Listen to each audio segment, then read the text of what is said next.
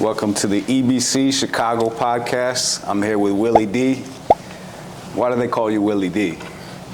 It was a nickname my high school coach gave me, Coach Thorpe. But it's, rest in peace to him. Big influence in my life. So, that was when he first met me. And I told him my name, and he just started calling me Willie D. What sport? Basketball. Basketball? Yep. How long you been playing basketball? I started playing basketball in 7th grade. 7th grade? Yeah. Playing AAU, playing? I started with my school team, so grade school. I didn't get introduced to AAU till that summer, and that's when it kind of took off. Were you nice from the start? No, horrible. Terrible? Terrible, actually terrible. Very bad. You just caught on over time?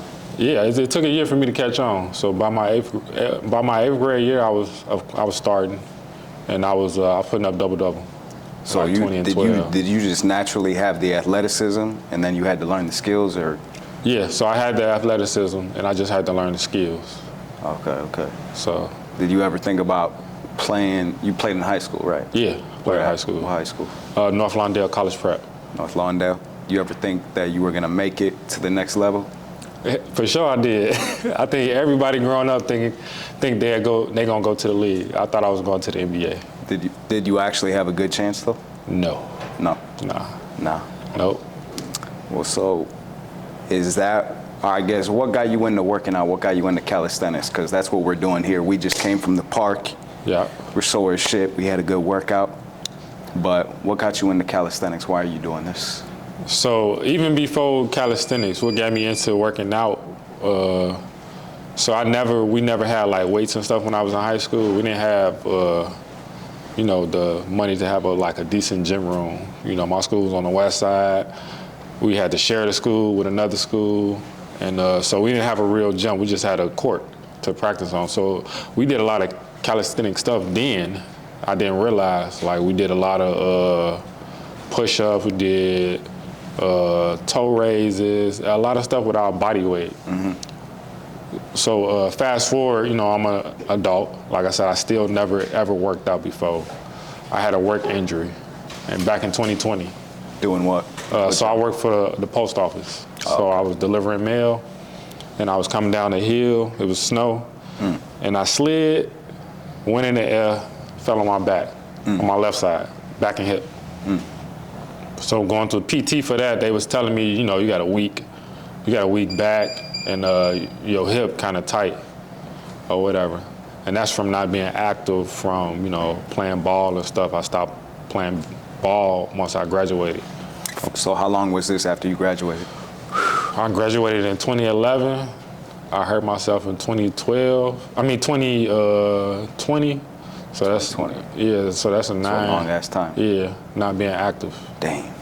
So what was that process then of getting back? Were you started back in the gym, or you started back with calisthenics, or how did it all? I started with strength training. So I started, pushing weights, lifting weights. Yeah. That's what I was doing. And then you transitioned to doing the calisthenics. Yeah. How long were you doing the strength training for? So this year in October it'll be 4 years. And calisthenics, not even 6 months, because I hurt myself in October. But I started in September with you guys at the park. So you joined it basically as just like a social thing. You joined it to switch disciplines from weightlifting to calisthenics, or how come you joined the group? So I joined it because it wasn't enjoying for me lifting weights anymore. Mm-hmm. It was one of them things okay, I want to try something new. Mm-hmm. I want to, go into a lane that I ain't too familiar with. I wanted to challenge myself. So that's why I got into calisthenics. So I want to ask you a question, because I saw on the podcast that we did a couple weeks ago, and you were kind of just talking about it right here as far as your upbringing in the high school that you went to. So what was that like? What was your upbringing like? My upbringing, childhood up into sports and stuff like that. Well, so you're from the west side, right? Yeah, I'm from the west side. What neighborhood? I'm from Austin community. Okay, and you're still living in Austin? Yep. So what's it like over there? It's rough. it's rough. It's not easy. You know, a lot of my childhood friends, they either dead or in jail. You know, so it's a tough neighborhood. It's a tough environment. You gotta be strong-minded. So I know you said it's like a very mixed area where you are, right? Black, Mostly Black and Hispanic. Mexican. Yeah. So what was that like? Because you had to navigate different groups of people, and I can kind of see it in you now. You have like, you can operate among different types of people. So like, what was that like growing up? You know, early on, you didn't really, I didn't really notice it until I got into the work world. But you know, as a kid, you just like, you know, oh, they Hispanic, they don't speak English and stuff like that. You kind of like, not dumb in a sense, but just not knowledgeable in the culture or whatever. You know, they work just as hard as anybody in the world. You know, we all walk the same path. It's just different lanes. That's how it was like growing up. So, you know, I had a lot of Hispanic friends especially once I started working. Like I had a ton, like mixed crowds of friends. So, what was it? What you did? So basically, I'm just curious because like, do you feel like that affected who you are today, and do you feel like it affects your personality in any other ways? Oh yeah, for sure. Cause you know, you gotta learn how to you know. So I can't be a certain way around my black friends, African American friends, and my Hispanic friends, or in a sense, I won't mix the crowds. You know, certain people I do this with, some people I do that with, some people I go to the gym with, and stuff like that. Even in the basketball community, you know, I kind of keep all the different crowds that I'm in or been in. I kind of keep them like separate. Like we might come together at some point because I invite all my friends to anything that I do or whatever. But for the most part, I try to keep them separate just so I can manage them more easier. So being the manager of the team now, do you feel like that's something that has helped you Definitely accept this responsibility? Definitely, because I can deal with different attitudes, personalities. You know, I'm well seasoned to do that. You know. You feel like your upbringing, do you feel like it's made you more open-minded and more open to like, because one thing I notice about you is you're like, one of the things you said, I forget which one of the meetings it was, but you said, or maybe it wasn't even a meeting, maybe we were just talking, but you were saying like, you know, one of the most important things here is we all got to be open-minded, because you were talking about, you know, just working out before and running into issues with the strength training. But you're like, everybody here is open-minded. Everybody is willing to put their heads together towards a workout and just like get over their own differences. So do you feel like, I forget what the fuck my question even was, but do you feel like, do you feel like that type of environment made you more open-minded? Yeah, because you don't want to put yourself in a box and you gotta, you know, just do the same thing every day. You want to be able to switch it up or change things. You know, and it might not seem for the good at first, because anything new is gonna be difficult. So that's how I look at it. You know, the more situations you can put yourself in and figure out how to get better at it or get out of it, the more rounded as a person or athlete you'll be. So is that something that you still do to this day? Do you still try to put yourself in uncomfortable situations or like situations you're not familiar with? Yep. How so? So just like getting into the calisthenics, only thing I could do was pull-ups, chin-ups, and dips. That was the only thing I could do that I was doing strength-wise. Could never do a muscle-up. I got a video I tried 2 years ago to try to do it. Nothing, couldn't do it at all. So when I first did the muscle-up, it was like on an accident.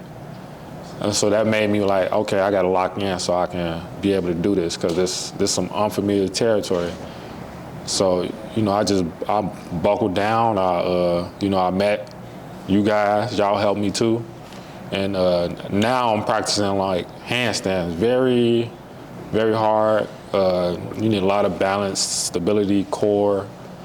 It's a lot of things you got to pay attention to, little small details. So that's something uncomfortable for me, because I don't know how to flip. I'm not into gymnastics, so I don't have that background to be good at something. But you're trying to learn all that stuff. But I'm trying to learn. That's what's up. Yeah, you're a very well-rounded athlete, because you squat. I can see you squat heavy. Yeah. You can do the muscle ups with your own body weight. You play basketball. You do a lot of different shit. So I feel like whatever, I don't know, it's just a part of your personality. You're a very like well-rounded person. But back to the calisthenics. So how did you find this group, and why are you staying a part of this group? Because it's a big commitment. You're here 4 days a week, 2.5 fucking hours. Yeah. If I'm running the workout, at least 2. And then you got your own, like you're basically like a leader. It's almost like a club that we have, or like some sort of, it's like an organization. I would say this is, even though we work out right here, we're here shooting a podcast. So it's a lot of responsibility that goes behind this. It's a big time commitment. So how come you're sticking with this? What's your goal out of it?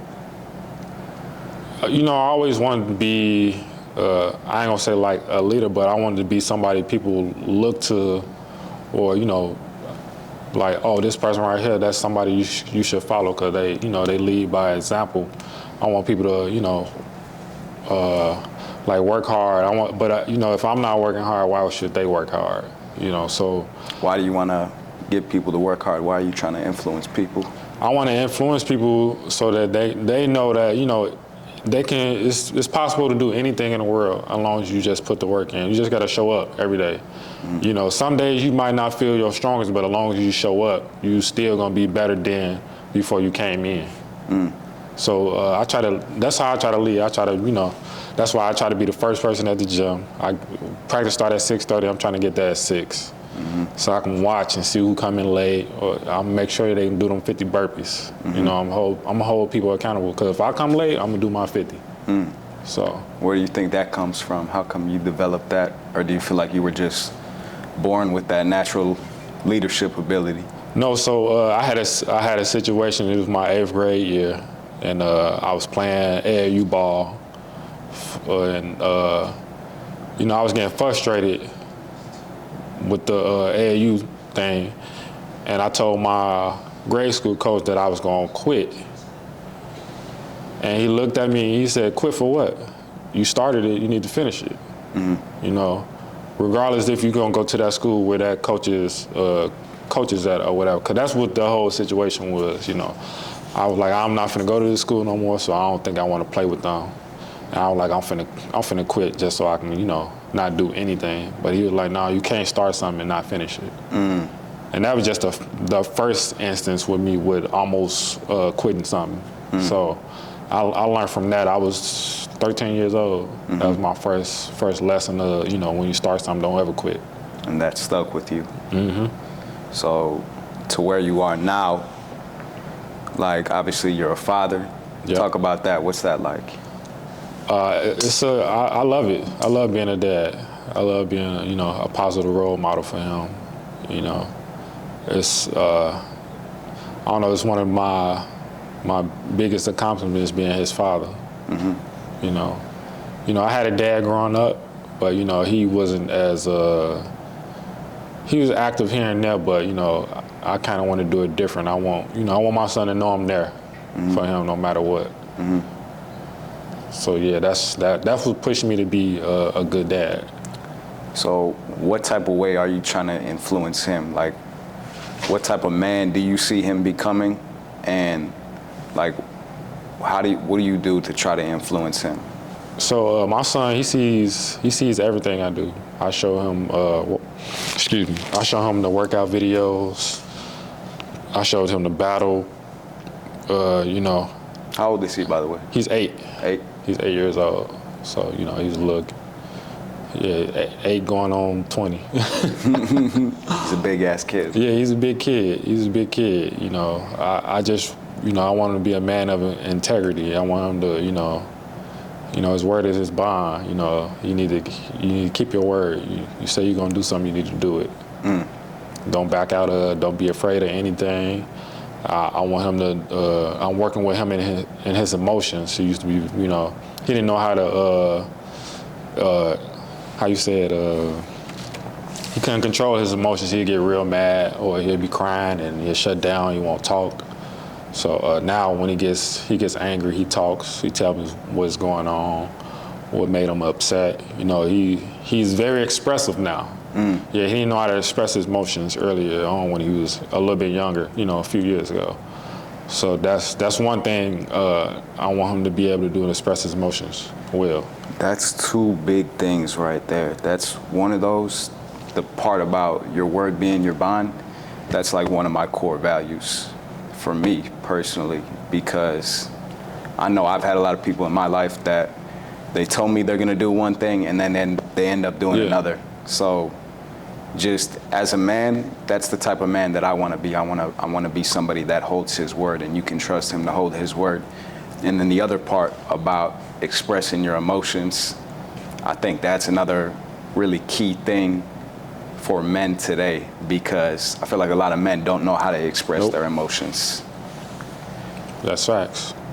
I feel like I'm not really sure what it is, but like we're taught to either put your emotions down, or you're taught, I think, or I guess it's kind of coming out now of like, it's becoming kind of a consensus that men should express their emotions, but we don't know how to yet. Yeah, because we was never taught. And so a lot of people act out, and they act emotionally, and then they lash out, or they just say way too much, and I don't think that's the right way to go about it.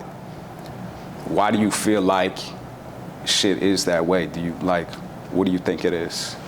It comes from when you was growing up. Your dad was probably taught not to express his emotions, not to show. You can't show, being weak or soft. You gotta hold it in. You gotta bottle it up, and you gotta, you can be at your lowest, and shouldn't nobody know at all. You shouldn't express that to nobody. Nobody should know you at your lowest right now. You always feel like you up here. How do you feel about that? You feel like that's the case? You shouldn't show your lows, or you feel like? No, you gotta be vulnerable. Who you pick and choose to be that with, that's on you. But you gotta show some vulnerability. What is vulnerability? Just saying what's going on in your head, or you may be sad about something, or I don't know, anything that you feel that's you feel, I guess, passionate about.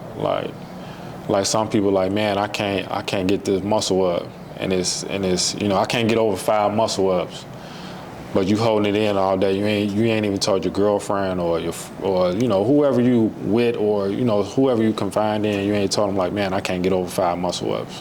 You just keeping it to yourself. And you just holding it in. It's making you angry because you can't do it, or whatever. So that'd be something like that, something around that, So if you're not used to doing that, what do you think is the best way to go about doing that, to start expressing your thoughts, expressing your emotions? One day at a time, like you said, if you're not good at something, you just gotta do it at least once a day. Tell somebody something that you wouldn't regularly tell them. Like, I was sad today. I lost a bet today. It had me sad, or something around that. Just like I tell people in the gym all the day, they say I can't do pull-ups. I can't do more than 5 pull-ups. I said just start with 1. Do 1 every day you come in here. I don't care if it's legs. Go do 1 pull-up before you leave the gym. So talk to 1 person a day. I like that. I think it doesn't even have to be, I like what you said, but I think it doesn't even have to be something negative. I think it could be something positive too, because a lot of people, like, you don't want to share your wins is one thing I've noticed with a lot of people, and myself included. When I say a lot of people, I really mean myself. But I think people don't want to, men especially, don't want to share their wins and stuff like that, which I feel like is key, because we look at it like it's like, okay, well, it's almost looked at as like cocky, or it's looked at as like, well, you didn't really do shit anyway, so why are you? But when you share your wins, when you tell people, when you verbalize to other people, and you document it in some way, I think that is a win in and of itself, and it acknowledges in your mind that it's a win. And the more you can start to stack wins, the more you can accomplish bigger things, the more you can work towards those bigger wins. So that's just, I feel like we have a lack of vulnerability nowadays, and I feel like that's a big thing. So, but yeah, back to the group. So what's your goal out of all this? What are you trying to accomplish? So I never competed before, like in this aspect. I've always competed all my life, and from football, basketball, cross country. So I want to, I want to compete. I want to be a well-rounded athlete in calisthenics. I want to be able to say I can at least do some of everything. My goal is to, win a 1v1, win a team competition, because I missed the last competition in November because I was hurt. I want to get the youth involved in calisthenics. If you look at the East Coast and West Coast, they be having kids out there at the park doing banded muscle ups or doing pull-ups and dips, push-ups. I wanted to be. Why do you want to get the kids into it? Because the kids, the younger they are, the easier they're influenced to do anything.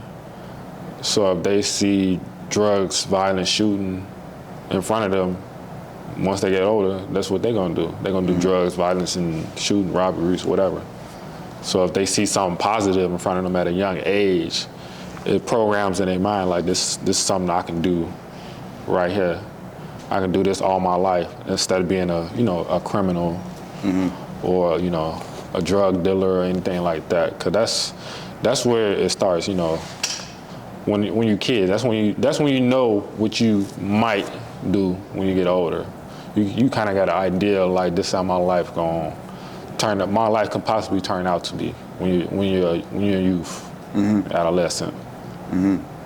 So why do you think working out or fitness in some capacity is an important thing to bring to the kids? Like what influence do you see working out? Why working out specifically? Why not something else positive? Why not telling them to be, I don't know. But why working out specifically? It teaches discipline. You can't cheat working out at all. No matter who you are, your body build, you can't cheat it. You can look fit, and you won't be fit if you cheat in the workouts. Like you can be the most cockiest dude, cut abs, all that, but you get in a competition or something that's going to challenge you, and then you're gonna break. So it teaches discipline. What do you think about competition? Like, what do you think? Do you feel like that's an important thing to have in your life, or do you feel like it's toxic? I'm 50-50 with it. I ain't gonna lie. I think because certain people, they just try to hang it over your head for like the rest of your life if they beat you or something like that. And but like I said, I've been an athlete all my life. I haven't won every game that I played, so it's always gonna be a winner. It's always gonna be a loser at the end of the day. But I think we just gotta get back to the sportsmanship. You gotta have good sportsmanship when competing. Because one day you can be on top, and the next day you can be on the bottom. I like that point, but honestly, one thing that drew me into this whole calisthenics world is just seeing it on my phone of like how competitive the environment was. Like watching some of these other big creators, and like you see a bunch of dudes outside shirtless, banging on their chest and shit. and the energy is intense. No, for sure. That's something that drew me to it too. You know, the first person I ever seen probably do a muscle up was Rip Wright. And I was like, damn. Mm-hmm. I'm like, that's something I want to do. But it kind of makes no sense because it's like that's what draws you in. You need that because I feel like if you're trying to reach the kids, mm-hmm. especially certain types of kids, you like if it's just an all-inclusive type of environment and there's no tension, I feel like there's really no curiosity for the kids. Right. Like especially if you're a young man, that's what the fuck you're drawn to. Yeah, but that's the reason why I'm 50-50 with it, because you know you do things so you can be like, okay, I did this, or I beat this person, or whatever, or you know I'm a you know anybody want to battle, I'm ready to battle, or something like that. You know I'm a competitor, you know I'm competitive, you know like whoever wanted they can get it. So yeah, you do get into it with it, so you know you can beat your chest, be like, you know I'm the top dog or whatever, or you know. That's just what it comes with the territory, I guess, you know. Yeah, I like what you said about there's a winner and loser in everything. And like the way, I don't know how true it is because I don't have a kid, but they always say like the way sports are going now is like everybody gets a trophy, everybody gets a participation trophy. Yep. But I feel like it's important to have that lesson in kids' mind that you can lose, you will lose in life, but you got to learn how to lose. Because if you don't know how you go about losing is even more important than how you go about winning. Yeah. They're both important, but I would argue that going about losing is even more important. Definitely. Is your son in any sports right now? So my son, he plays a little basketball and football with his cousins.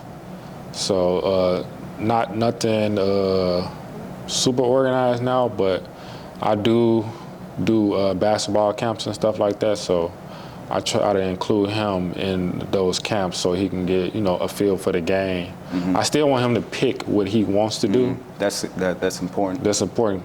But as long as he's in the environment, I know he got whichever way he want to go. He want to be a calisthenics athlete, he can do it. He want to be a football player, he watch his cousins play, he can do it. He want to be basketball, he's with me when I'm doing my basketball events, he can go that route.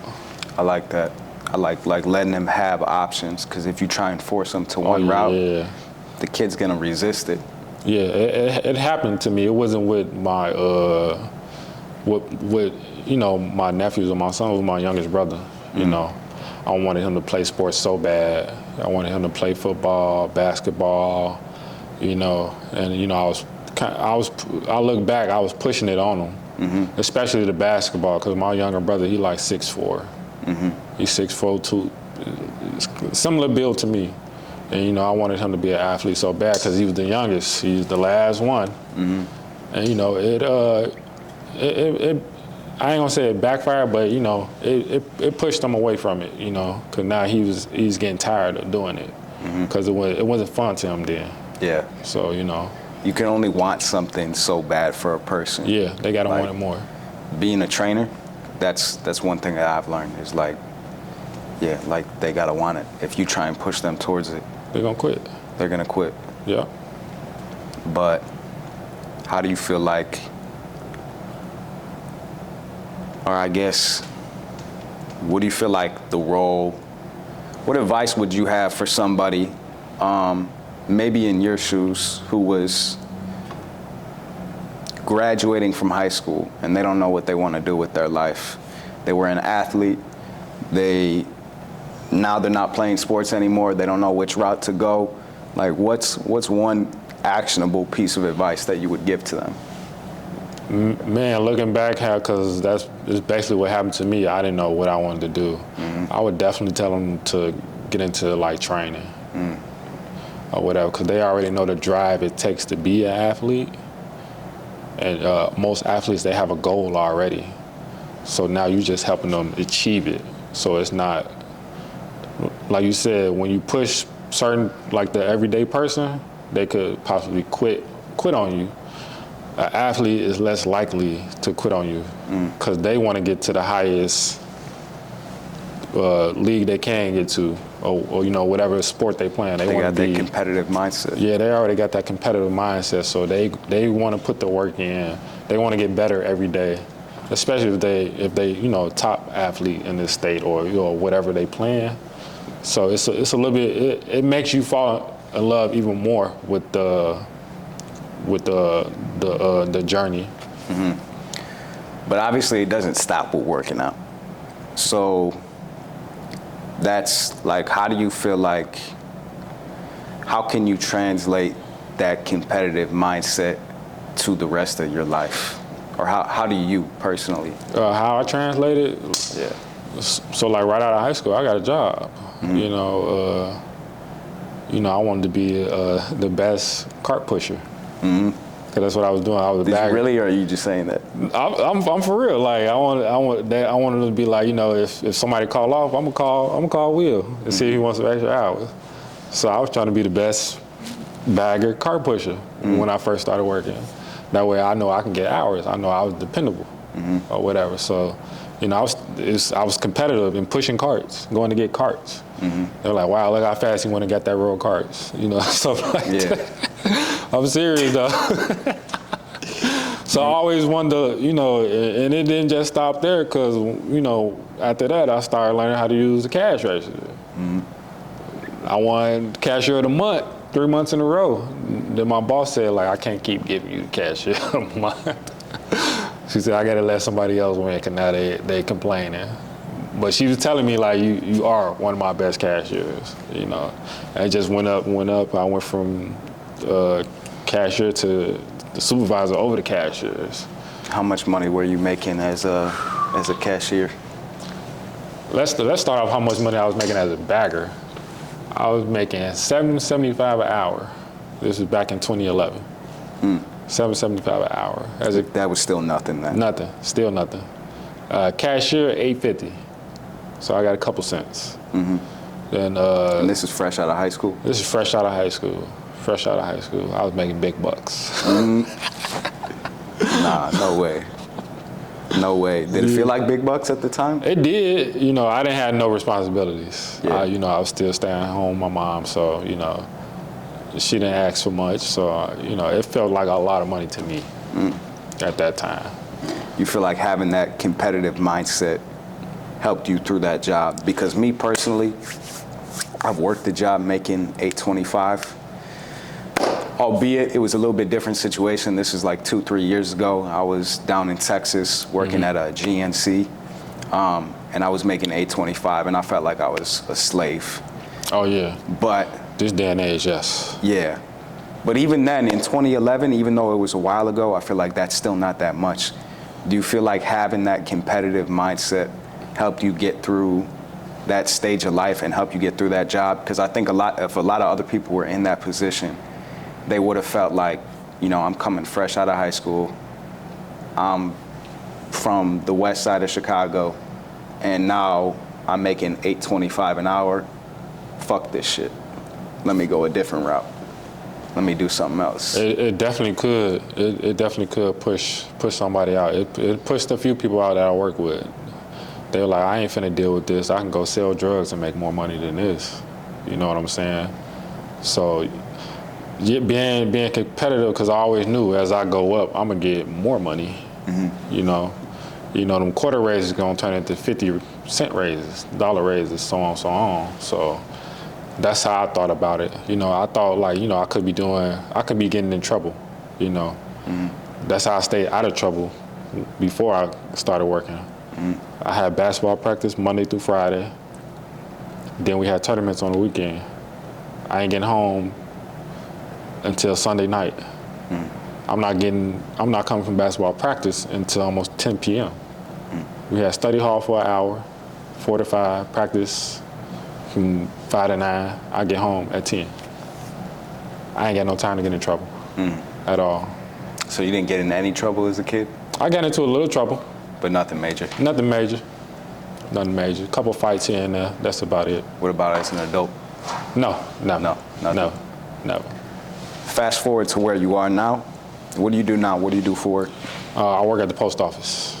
Okay. United States Postal Service. Okay. Are you still applying that competitive mindset to what you do? Yes. So early on I was. Now I'm not, because I'm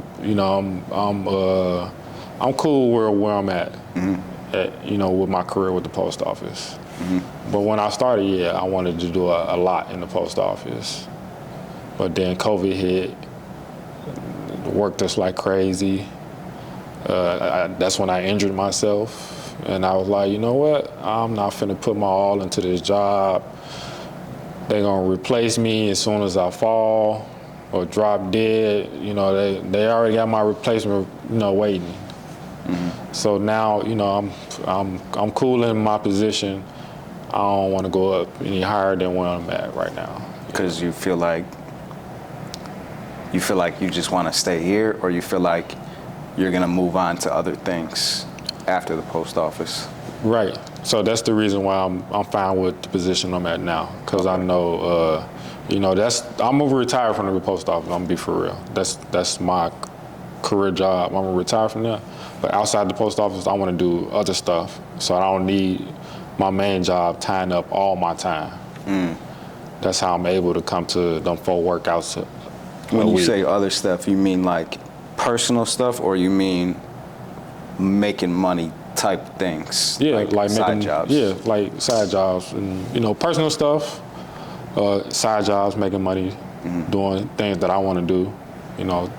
My son, I can spend more time with him by staying in that position that I'm at, my job right now. What type of side jobs you work? So I try to train people I'm getting into training people. That's what I want. I want to be a trainer or whatever. So. But you don't want that to be your full-time thing. You wanna stay at the post office. Right. Post office is gonna get my pension from there. Then once I'm finished with them, I'm still gonna be training people. Then it's gonna turn into like full. But the hours I work, it will allow me to do training in the sense almost full time.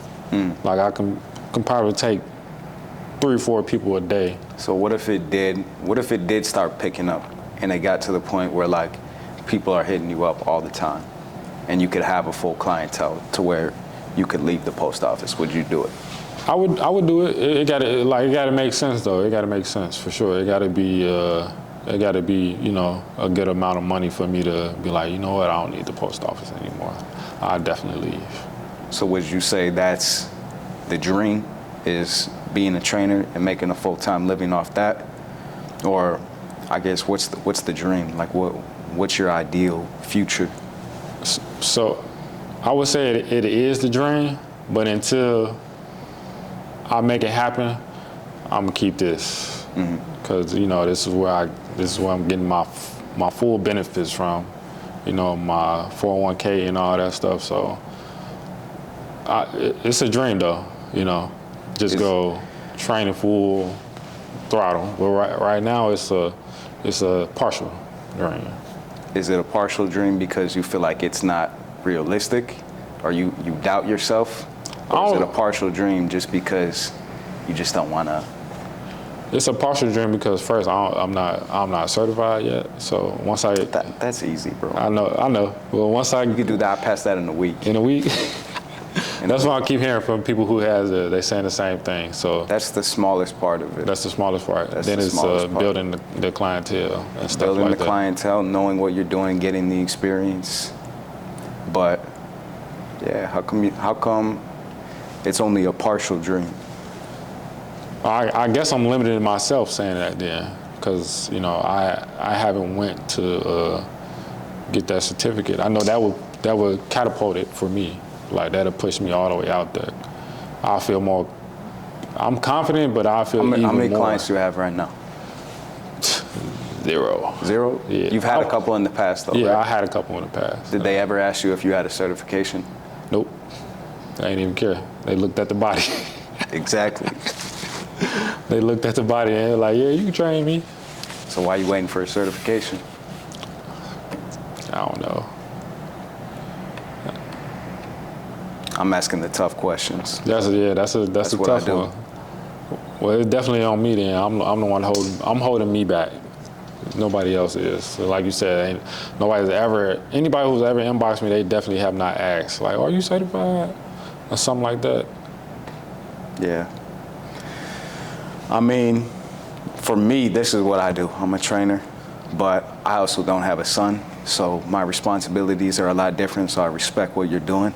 But I see a lot of people that hold themselves back from what they want to do in life because they feel like they can't, or they want security or something or the other. So I feel like you got to go after what you want. You got to go after your dream life. And you can't play small. Yeah. At least that's the way that I want to go about my life personally. But what do you feel like outside of work, outside of your career, outside of working out, what do you feel like your purpose is? What do you feel like you're trying to do here? Like what I'm put here for? Yeah. Man, that's a tough question. I ain't never had to think about that.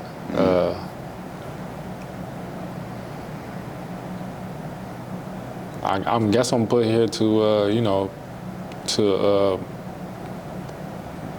oh man, that's a hard question.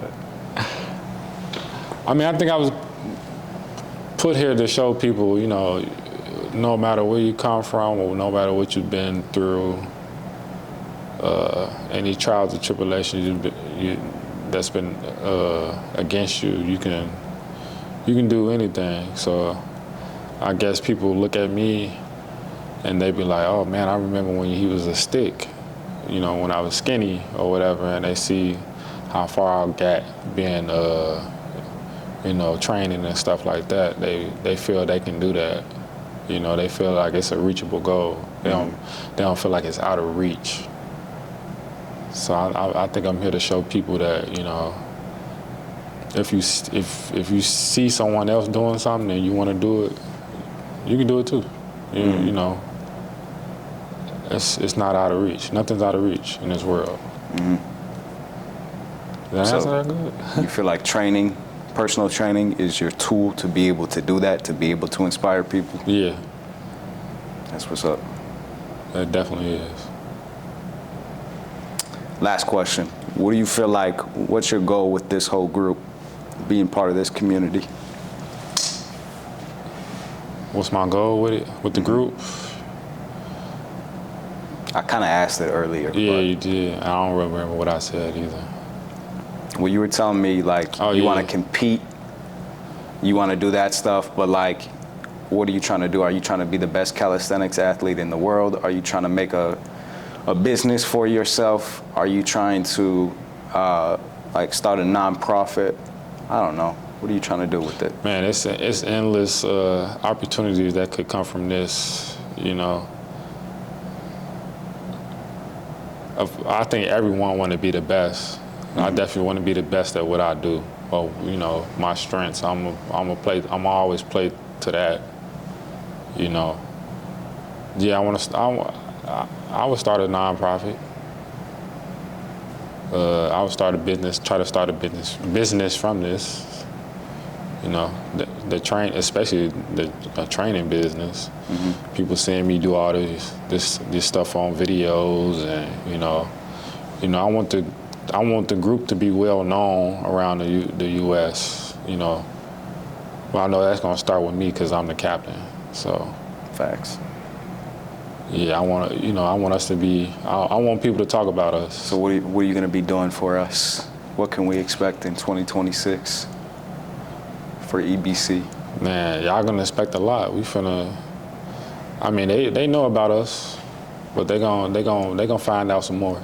They gonna find out some more for sure. We ain't come to play. We for real. We for real. We train for real.